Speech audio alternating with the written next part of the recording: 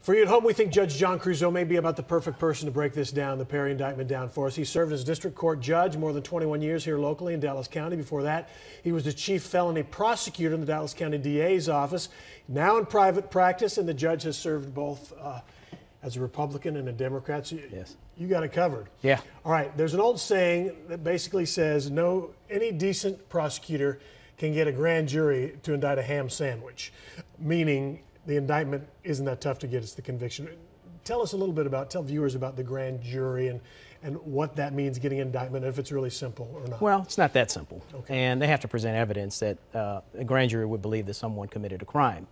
Now, obviously, when you say get a ham sandwich indicted, what it means is someone could come in and not tell the truth and the grand jury believe it and could be indicted. Now, that can happen. The defense's side is not told. No. In any way, shape, They don't have any right to be in there. They don't have any right to present evidence. There's no judge in there. It's truly just the prosecutor presenting evidence, and then, of course, the grand jurors deliberate in private.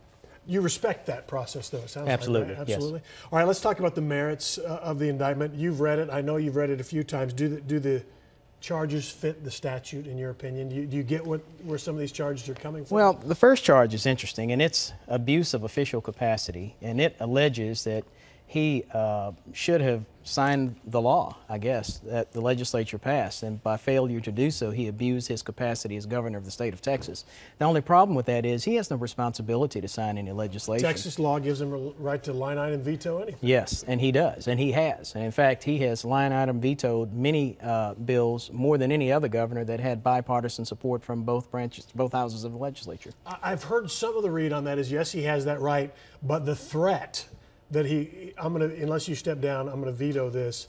Yes, you can veto, but you can't talk about threaten a veto? Well, that's the second count. Is that okay? Okay, so that goes, the first count is just that, I guess, he didn't sign it, and he's abusing his official capacity. I think that's a stretch. Okay. Okay.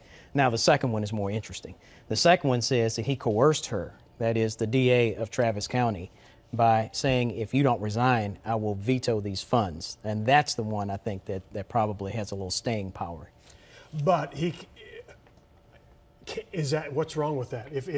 I'm sure he goes and threatens people all the time. You don't change this, I'm vetoing that, and that ain't going to live. I'm sure that happens all the time. Actually, it does happen all the time. Actually, he doesn't operate that way. His office, historically, since he's been governor, has not communicated very much with the legislature, and he'll let laws be passed and then he'll veto them. And that's what I said earlier. He vetoes more laws than anybody else in history has ever done.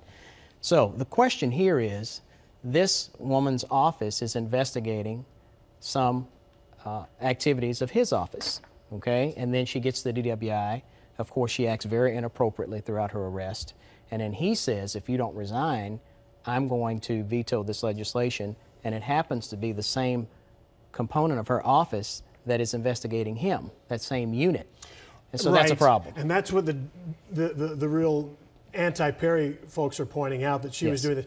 But there's got to be a memo that says, there's got to be a smoking gun, or that could be just a made-up thing. I mean, right? For that to fly, there's got to be a memo. Okay, I'm going to make her resign, then we'll make this investigation go away. There's got to be proof. Well, you can't just say A, B, C, and then the positive is D. Is that a stretch or not? Well, I think what they're relying on is that other prosecutors have picked up DWIs, and maybe even a second DWI, and he didn't threaten them with anything or demand that they resign. But the problem here is that the money is going to a unit that is investigating him. And he says, I'm going to veto that money unless you resign. Now, what happens if she resigns? He gets to appoint her successor. And all of that is problematic. That looks like he is threatening her, even though he has this other circumstance of her DWI. It looks like he's threatening her so he can stop on investigation of his office. That's what it looks like. Let's see, the crystal ball. Number one, will the case be moved out of Travis County, do you think? I have no idea, but I doubt it. I bet they can find 12 drawers from Travis County. Okay, will a judge dismiss it up front? You were a judge. Would you have these grand jury, as Cal Gilson said, grand jurors work for weeks and weeks, and you say, I don't think it's there? Or what would you do with that? I think the first count is problematic. Okay. I think to say that he should have signed that into law, and failing to do so is an abuse of his office. I think that goes way too far. Okay. Just based on what I know, Okay. it doesn't sound good. All right. Second one, you'd see it play out. Okay. Yes. Judge John Creuzot, thanks for the opinions. Thank you. Very much.